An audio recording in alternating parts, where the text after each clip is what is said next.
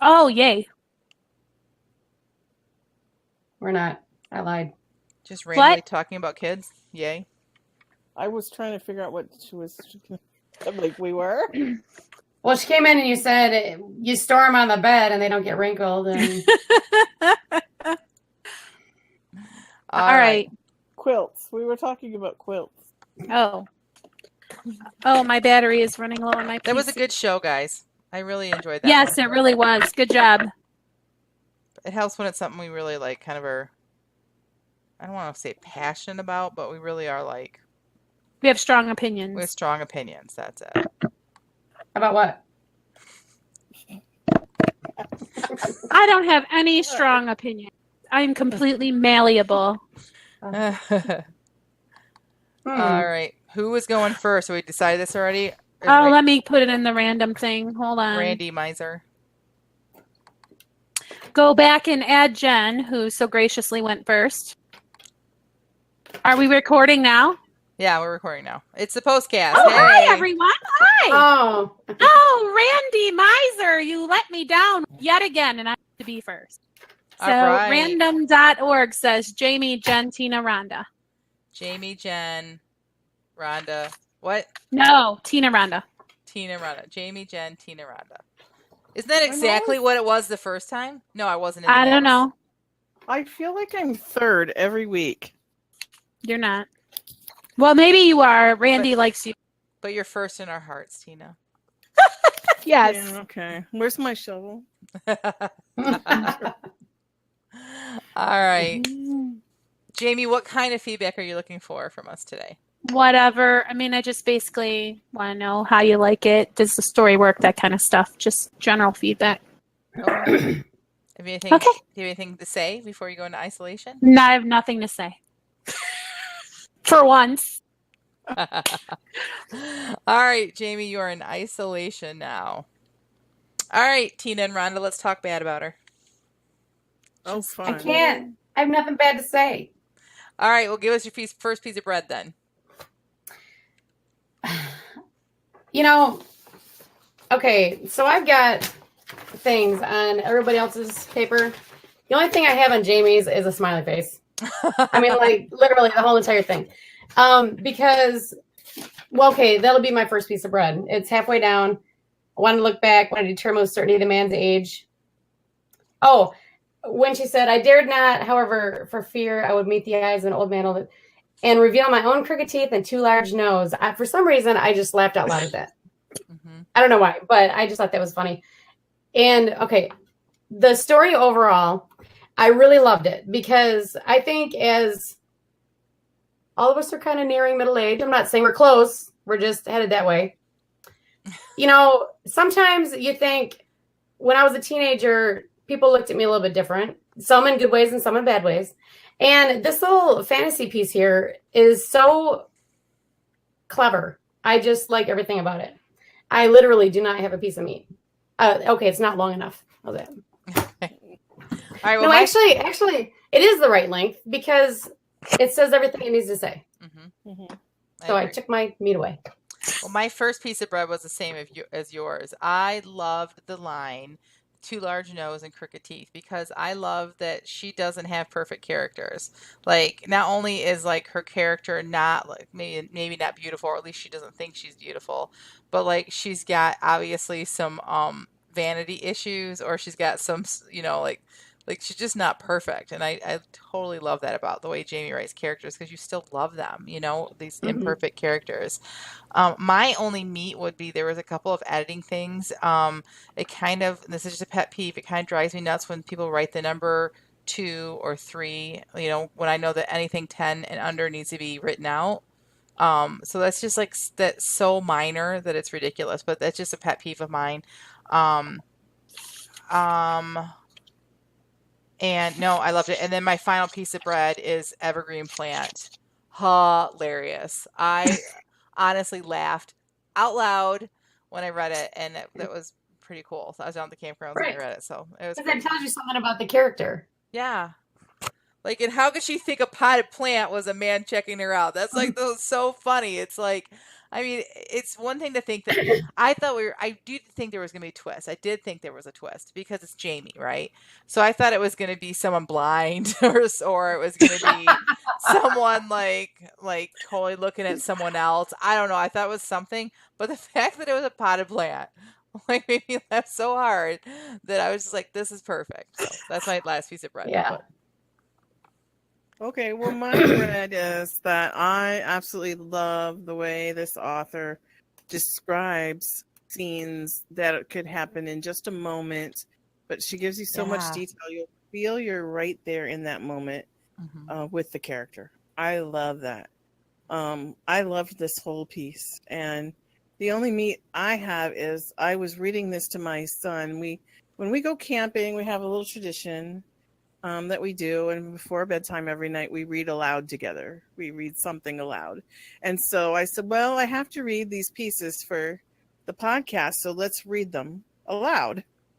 And so when I read the first line, I was starting to question whether I should be reading this to my 14-year-old Right. son. So that's my only meat. It got better after that. And so I'm a really fast reader. I guess I'm a speed reader. I don't know even. I've never taken a class in that or whatever. But I literally read ahead when I'm reading out. So I'm talking, I'm reading out loud, but I'm reading ahead as I'm doing it. And I saw the end with the potted plant and I started laughing like 3 lines away from the end. I'm sure my son probably thought I was crazy. I was across the fire from them reading something else. And this is what happened. She's reading. She goes, traffic was clearing. Like she's laughing at traffic was clearing. Like it was hilarious. And I knew what she was laughing at because I'd already read it. So very funny. I'm sorry I interrupted. Great piece. That's okay. Yeah. Great piece. I forgot about a piece of meat. I'd like to interject. Sorry, just real quick since I have traveled in the Upper Peninsula of Michigan. I'm sure I'm not an expert, but I've also like studied it because I've written my, the story, the historical I'm working on right now is set there. I don't know that there would have been many Victorian homes. That's my only piece of meat. Now, maybe Jamie has been. I've been to Marquette. I don't know if they've been Victorian though, but maybe Jamie. I feel like they would have been more like a Edwardian period, but they probably maybe would have been so that would have been more Grecian style. But I could be wrong. Jamie might have been thinking of a town that she's visited because there's so many different places in the UP and they all are so different from each other. But that was my only thing is as someone who has traveled to the UP and has kind of studied kind of things, that was the thing that stood out to me. But again, there's so many places in the UP that are so unique that there might be a town that has a bunch of Victorian homes.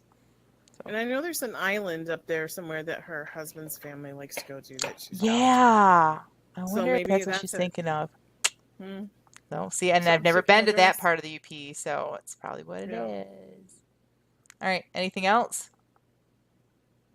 Jamie, you ready to come out of isolation?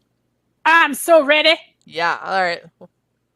Okay, I will come out then. I'm out! Yay! I want to thank you all for the excellent feedback. Jen, I went and spelled out TWO to fix it. I do appreciate that. I love that you guys got a laugh out of it. I love that you could relate to the moment. And it was funny because I let my daughter read it. I don't know if she read it or I just told her about it. I'm not sure. And she really had a hard time kind of relating. And I think that it's because she's so young, right? Yeah. And does not have to remember the time when it might have been her. But anyway, Thank you for that. I don't know that my character knows what she's talking about when she describes the Victorian-ish houses. Okay. So I'm not sure. I've seen those kinds of towns around Michigan. Right. So maybe that is something to revisit or not. I'm not really sure, but I do appreciate that feedback because if it's going to be a stumbling block for people, then it should be fixed up. So you guys totally gave me exactly what I asked for. My back feels very fed, and I thank you very much. Awesome. Yay. Thank you. Great. All right. So who was next? Me? Oh, Randy Miser. I think it was me. Okay. Yeah, 'cause I'm higher than Randy's Jen. after me. Yes, Jen. Okay. Because Mhm. okay. I'm trying to remember what I uploaded. It was the scene in the bedroom when Oh, he's unpacking. so this is the next part right after what I shared last week, and I want to know what kind of like what you get from Sarah's personality, and I want to know if this helps you to kind of feel a little bit more like you know and understand Phoebe at all anymore. If it fits in with what I'm doing, because I wrote it a long time ago. I just want to make sure it all kind of flows. So that's where I'm at. All right. Silence. You are in the isolation chamber. Can't you make it? All right. Who wants to be first? Rhonda. Okay. Okay. To answer her questions, I think Sarah's going to be a very fun character. I already like her in these, a couple little pages. I'm going to be very interested in the scenes that she's in, I think, because I think she's going to be fun. I do feel like I get to know Phoebe a little bit more. Instead of just as someone who's avoiding a man, she's an older sister here and talking about her parent. She's more of a family person. And I do, she has grown to me. Okay. So my first piece of bread, I think the answers are what she wanted to know, right? So my first piece of bread is, as Christian writers, we try to add the gospel in somehow, or Christian living or something like that. So on the last page, the third paragraph up, she starts doing a really good job of talking about Christian women and romance. And I really appreciated that paragraph more than anything in the book. I think she did a fantastic job with it. Okay, so there's that. Let's see. Okay, so for meat, Jen counts word usage, how often they're used. And there was only one sentence where in two sentences she used was 3 times. And it was the summer before Phoebe's last year of high school, and the church was having its annual Sunday school picnic. Everyone was milling around. And, that probably could be left.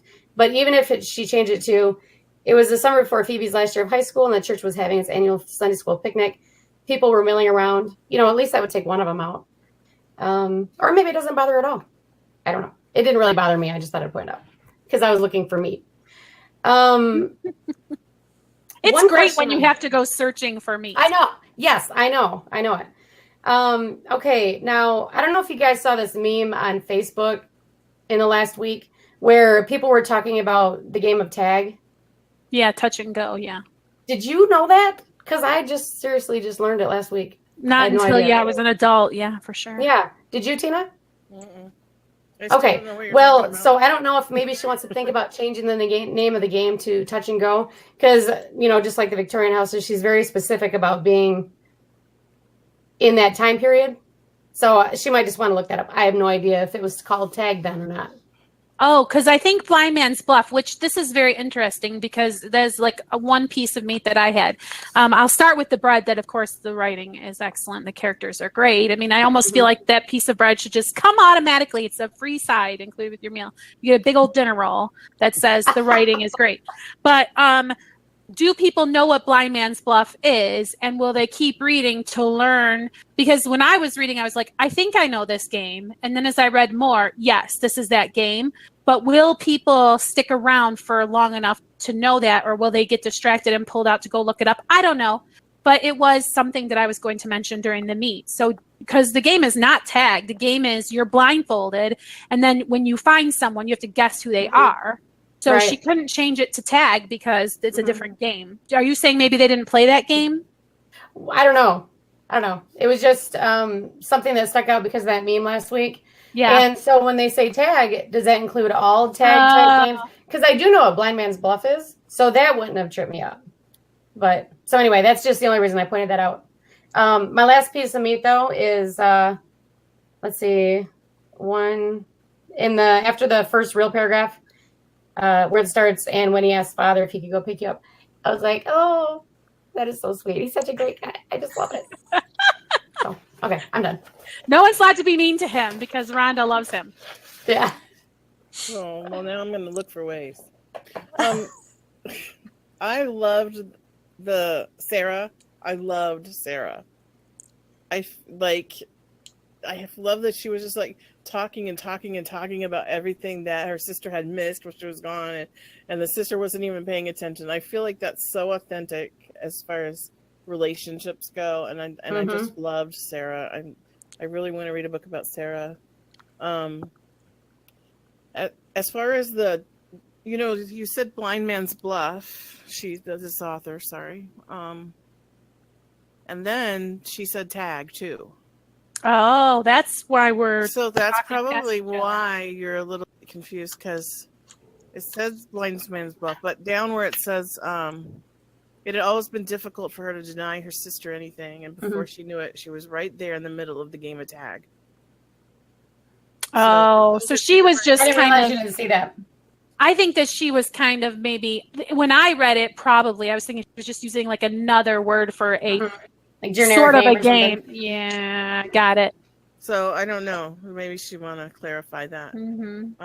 But my bread is. I'm not a romance fan. I actually purposely avoid romance, but I like this romance author a lot. Yes, it's and another. I'm going to read her stuff. That's like a dripping in butter garlicky breadstick. It's like it should be included with every meal. Yes. Yes. Overall, very good, excellent. And I don't know. The author said that she's looking for feedback because something she wrote a long time ago, blah, blah, blah. So I'm not sure that this is polished or that it has been through any kind of a critique editing process, a self-edit by the author. So a lot of what I think I was going to say would be picked up in that. I really loved if Phoebe were actually listening, which was not. That made me laugh out loud. And then also, I do appreciate the paragraph like Rhonda that talked about why would I waste my time fooling around with boys if I have no intention of marrying them? But I feel like that should have been hinted at or talked about a little bit when she said that it was a waste of her time and the young men's on page 1, because I feel like that's a weird thing to say and not say why. And I think maybe a Christian reader would maybe kind of intuitively understand that because it might be their own personal philosophy when they were teenagers. But I just put a why. Phoebe never cared much for the attention of teenage boys nor the company of the girls that did. And I would appreciate if it said something like because they were vapid or silly or whatever. But she said it all seemed so futile to her, a waste of her time and the young men's. And I feel like that needs to be described if she's going to talk about that there. I know she talks about it later, but either change that to another reason or talk about it a little bit here as well, is what I thought. But again, just my opinion. What does this say? Sorry. He would speak to her in class. Oh, okay. Again, this is just, you can or cannot add more examples of specifically things that Will did to her in class instead of just saying he would tease her or goad her, like another couple of real short little interactions, because their dialogue is very snappy. It's very fun to hear them back and forth to each other. So instead of just saying he used to tease her or goad her, maybe an example or two. Again, a stylistic choice. You don't have to do it, but I would have found that very delicious to be added in there. And then loved the describing of the kiss. I totally forgot I was reading to edit, got swept away. Very, very cute and fun. And then also, again, very, very cute and fun when we start talking about staring in the mirror in the wardrobe and putting away the skirt. Like the ending is so awesome. Love that she hangs that skirt back up. Is very good showing, not telling. That's all I have to say. Y'all want to let her out, or should we have more discussion? Anyone else have anything to add? I say we let her out then. Let her out of her misery. I love that you loved the skirt being put back because you got it. Like you understood, like that was me showing you that I'm not interested in him, but what does she do? she puts on Yeah. something pretty. But she's going to, Right. oh, it's because everything's so wrinkled, right? No. Yeah. No, it's because he's hot. It's because he's really, really cute. That's why she's doing it. So I love that you figured that out. That's awesome. Yeah. Okay, I will fix that was. I agree with you. I kept looking at that paragraph and I just didn't like how stilted it felt, and I think that's a big reason. Like I just wasn't, because I was reading it too much. And yeah. So Blind Man's Bluff for sure was played then. Generally speaking, I don't want to sound like I'm perfect, but if I use a cultural reference or I use something specific, I have researched it exhaustively to make sure. And you all know that this was a very, very, very long novel that wasn't even finished, and so I had to cut a lot of stuff out, and I cut a lot of Blind Man's Bluff stuff out. So maybe now that you guys have spoken and said, well, maybe she should tell us more about Blind Man's Bluff, I'm like, oh, I told a lot about it and took it out. So maybe I need to revisit that. And when I called it tag, I just meant like it's a game of tag. You're touching people, and but maybe it really should be a different word. So I have to figure that out because I didn't want to keep saying Blind Man's Bluff, Blind Man's Bluff. Maybe so you that's just good. say she was in the middle of the game. Period. Yeah, great. Yep, that's exactly what I need to do. That's great.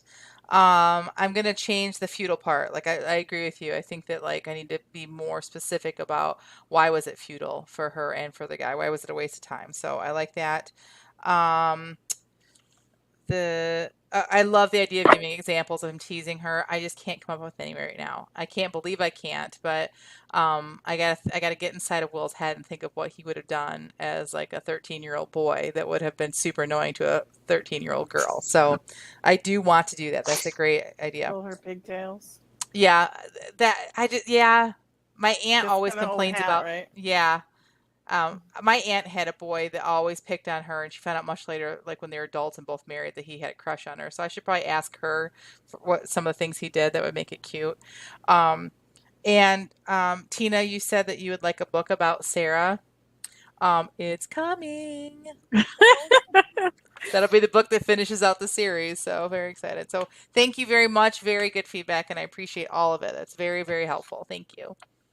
When does the bit where he calls her Phoebes? Because I mean, maybe the origin of him calling her that is the story, or because if she hates it that much, is it before? I don't remember, but if it's before that little bit where it talks about, he used to pick on her. Right. Oh no, it's just after rats. Okay.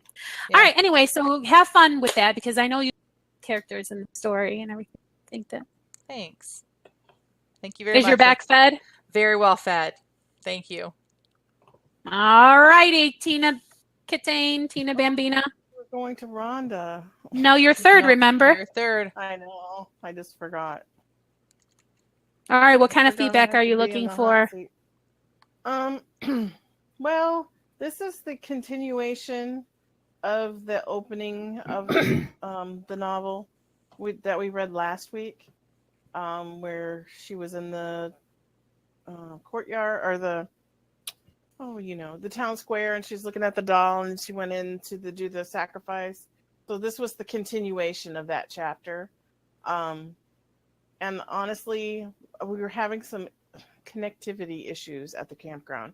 We could not get online, and so I didn't get it as polished and as edited as I wanted to. So probably like if there's grammar or punctuation problems, those are going to be fixed. So don't worry about those. But just your impressions as a reader, just like last time, of this being the first chapter, continuation of the first chapter, and how you feel about Angelica, that kind of thing.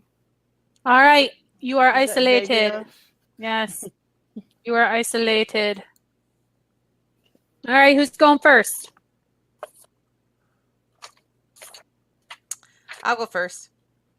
I love, love, love how much she is showing us of Angelica's personality now. I feel like even though I read the whole first version of this story, I feel like I'm just now getting to know her, and I'm really starting to love her.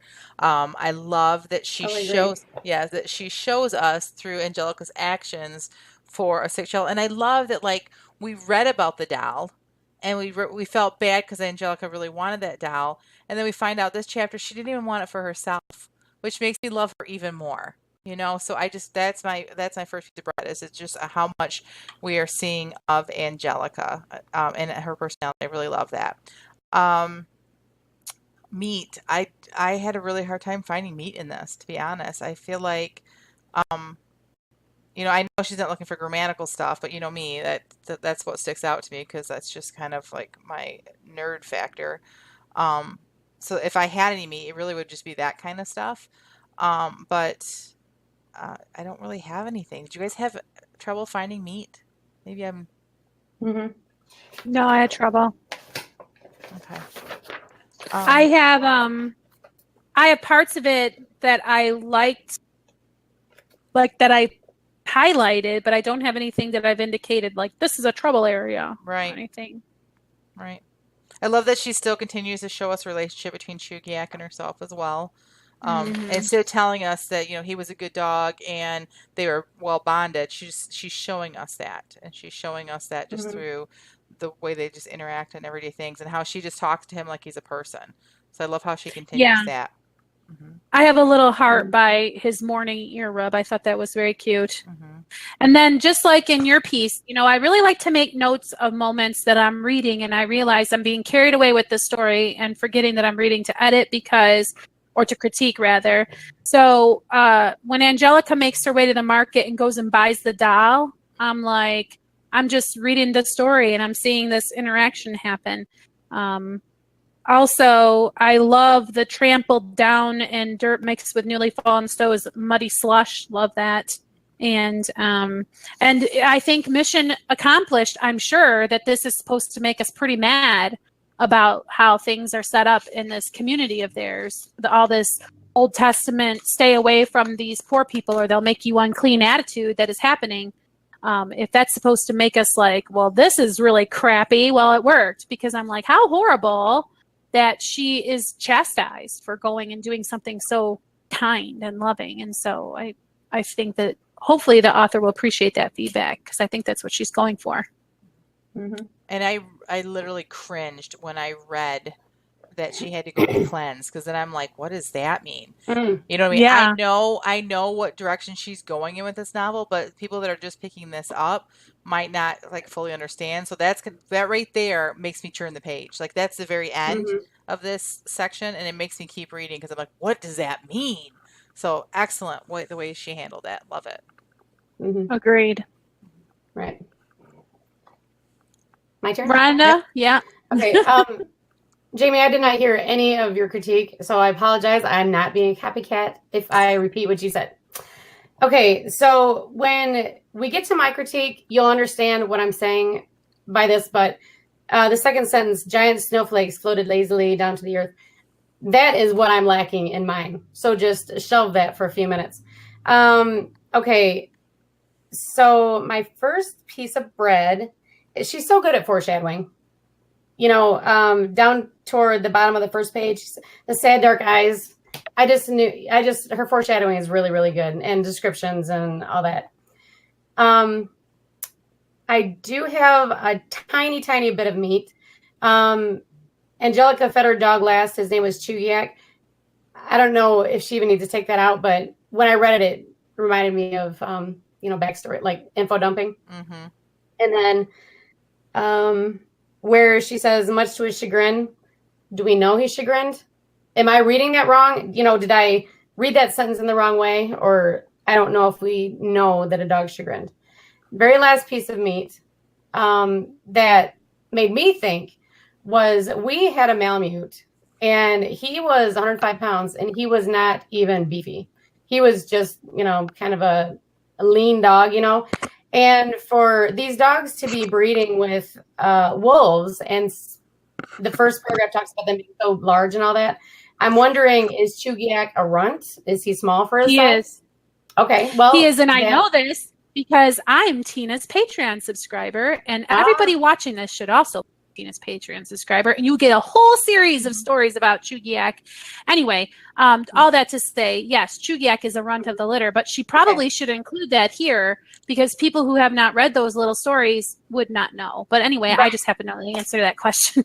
Yeah, because when I read 100, I was like, well, that's not really that big. And so anyway, that just kind of made me think for a minute. But everything, it is really good. You're right about Angelica. I am getting her. I really didn't have any feelings toward her one way or the other in the other story. And now I'm already rooting for her. So. Super agree. Agree. I forgot. I found the same thing you did, Rhonda, about the chagrin, because we're not inside Chugiak's head, so we don't really know what his emotions are. But that you bring up a really good point, because because we've read so many, and she's shown us things in the future of this book and whatever. Have we met Chugiak yet? And if we have not, then I think there should be more description of him and more. I was thinking we've already met him, but really, when I look at this again, we may not have met him yet. So. That's a good point. All right. Should we release her from her isolation chamber? Yes. Come out, Tina. Sorry, my husband is barking in the other room. Oh, okay. Long story. Yeah, you guys have not. This story. This is where Chugiak is introduced. So no, they hadn't heard of Chugiak yet. That's why I put his name was Chugiak, and I didn't want to feel like I was info dumping, which is why I didn't go into more description. And I think I'm getting lost in some of my other stuff and thinking I've said more than I have. So it's good to hear that observation that you guys are wondering how much the reader knows about Chugiak, because I'm writing a short story series on my Patreon from Chugiak's point of view. And I have noticed that when I'm writing about Chugiak in this novel, I tend to try to jump into his head. And so that's where the chagrin comes from. And I'm going to have to figure out some other way, because I'm pantsing, I'm just like writing and telling the story. And so then I automatically have found myself in his head when I'm writing about him. So that's something I'm going to have to go back and make sure that I'm not doing. Probably going to be a problem through this whole thing. Hopefully not, but if I'm going to foreshadow something, I'm going to foreshadow that. I think I'm going to have a problem staying out of Chugiak's head in this novel, because I was really in his head in the other one. I was really wondering if it was just an artistic choice you were making, sort of like rules be, cursed or whatever, but not that time, huh? No, I hadn't caught that, so thank you. It's hard even to do it though with humans. I mean, when you're writing third person and you're Johnny instead of Judy, and you say Judy, John blushed. Well, you can't say that because John wouldn't know he's blushing, so you have to think of anyway. It's hard enough to do normally, much less when you're writing a whole nother thing from that person's point of view. So yeah, that would be tricky. Right. And so now that we know that this is the first time meeting Chugiak, I would suggest, you could then spend time right now really giving backstory on Chugiak or whatever, but I think I would rather, as a reader, that you just say the runt of the litter ran up and she fed him last and gave him special attention. And then instead of saying his name is Chugiak, you just have her call him Chugiak. And then the very next chapter, though, I would introduce Chugiak. That's a stylistic choice you can do, but you don't want to put too much before, because your whole point of this chapter, the purpose is to get us to see what a good person she is, where the doll fits in, and introduce Donovan. So my suggestion would be to put Chugiak later, but you need to change that a little bit. Don't introduce him at all. She can call him by name, but don't just put it there. Mention that he's the runt or whatever, so that we're looking for more information later. That's just a suggestion. When I was reading this after I'd already posted it to you guys, I was really thinking that whole first paragraph was kind of slow for me, and I might want to redo that. And also, the sentence says, at almost 100 pounds, he was a big boy, but as the runt of his litter, he was not nearly as big as his mammoth brother. So I did say that he was a runt. Just well, you have a couple of choices, and you might experiment with just possibly she skips out on her chores to hurry to the village, and then you don't have to talk about the dogs right now, and you can jump right into the action of going into the other town. I don't know, whatever. But the point is, Right. Or you could just be like, sorry, boy, I don't have a lot of time for you right now. And then later, oh, you know, Chugiak, you're this and that and the other thing. But Good idea. personally, I also feel like, or you could just go this direction. Like, I'm not saying it has to be fixed or no one will like it or enjoy reading it. I'm just kind of throwing this stuff out there. Right. Well, I think I had actually said to Jen at the camper, I said she woke up early and hurried through her chores. And then I took all this time talking about her chores. I know somebody's going to say something. That's what I told her. Oh, that's hilarious. I never thought of that. Yes. Yeah. So I have already been thinking about that section, but you guys' suggestions are great. And I've gotten some really great suggestions from this before from you guys. So I'm excited to go in. So is your back feeling really fed? Yes, definitely. Yay. Yay. We can move on to this piece of alliteration that John Ronda submitted. 3 P's. Try P. Yep. P cubed. Don't worry, I homeschool my children. I think we should put Jamie in isolation right now. That might be a good idea. Oh, my word. Anyway. All right, Rhonda, what kind of feedback are you looking for? Okay, now I kind of regret my decision because the director asked me to write an article about a press release about these, the content of the piece. And so I did, but it was very boring. So I tried to add a little bit to it. But then after this one, I wrote, and I'm not rereading it right before this. I made a few mistakes. But anyway, I wrote another piece that was a little bit more, it wasn't fiction, but it read a little bit more like fiction. Do you understand what I mean by that? Mm-hmm. It was more of a narrative. Yes. And I wish that I would have submitted both of those together so that you guys could kind of compare the two. So, but all you have today is this one. So. All right. And then maybe you could submit the other one for next time and then we can compare.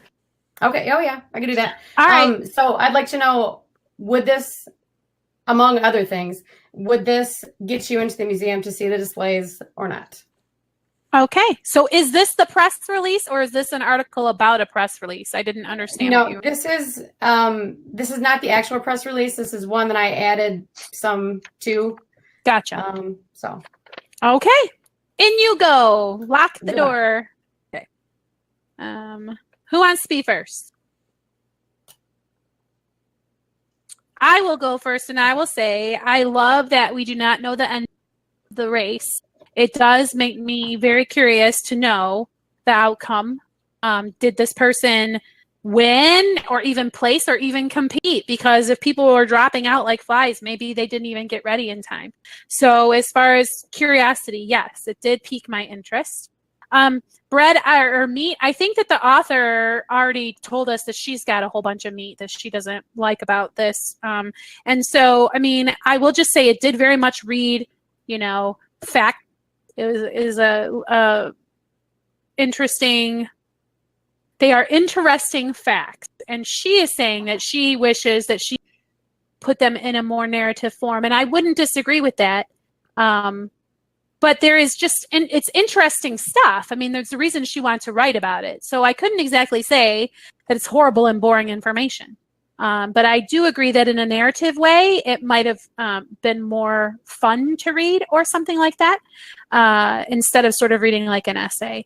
And then my final piece of bread is I really, really like that title. I know I made a joke about it, but Pioneer Pilots and Pineapples. Like, what? What do these things have to do with each other? And it really did make me want to connect the dots. And that's all I have to say about that. All right. I'll go next. My bread was, I thought it was really cool to learn some information about local history. Being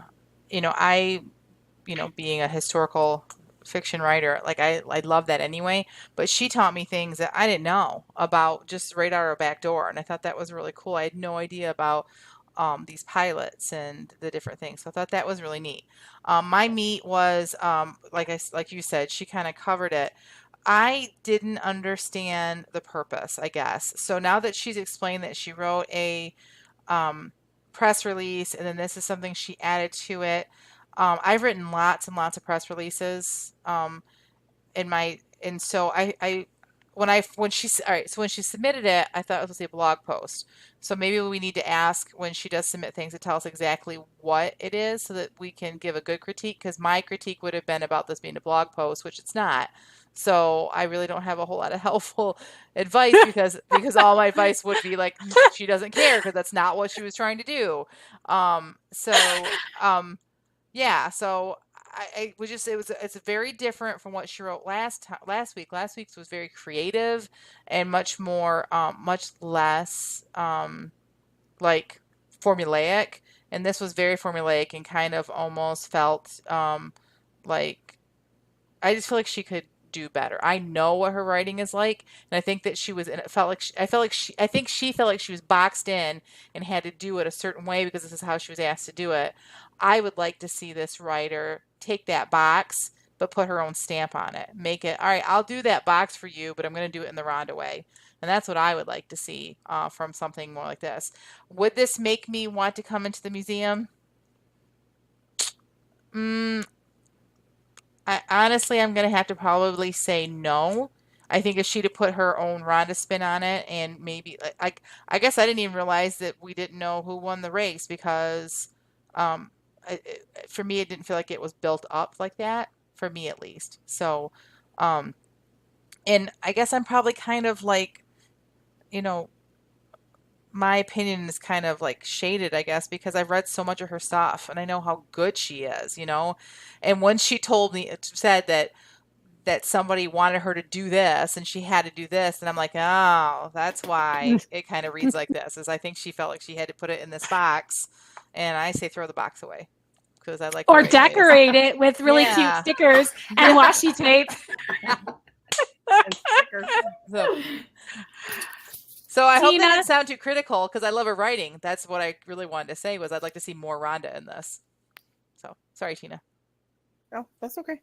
I thought I'm interested in history. I actually kind of love history, and as a homeschool mom, I love teaching my son history. And so I guess my perspective is that I'm coming from is as a homeschool mom, and here's some history right here in our community, not very far. And so my bread is, this is great information that you don't get in a textbook. Agreed. So this is like homeschool parent gold, okay? Because it's not in a textbook. And you can go somewhere and take your kids and say, these are real people that really lived in our area, and this is what they did. And I love that. So my meat, and coming from that perspective, my meat would be, if I asked my 14-year-old son to read this, would it spark his interest in coming to the museum? Which is what I would want to do as a parent, would get him to say, oh, I want to go see that. So along with what the other two said, yes, I would love it to be more narrative. Because boys love planes. So, and then having female pilots, I mean, that's just exciting. And so I just feel like that it was good. It was well written. I feel like the Rhonda that used to write she used to do content writing back in the day. I felt like this was more like that instead of the Rhonda that we're used to. So I feel like if she would put that pizzazz that is Rhonda into this, then I could show it to my 14-year-old and say, hey, this is really interesting. Let's go to this museum. And he might agree to do that. I'm really excited to see the other piece that her alteration of this, or I'm very excited to see that now. Yes, me too. All right. Should we let her out? Does anyone have anything to add? Let's let her out. All right. Come on out. Okay. I read your lips. You said come out, right? Yes.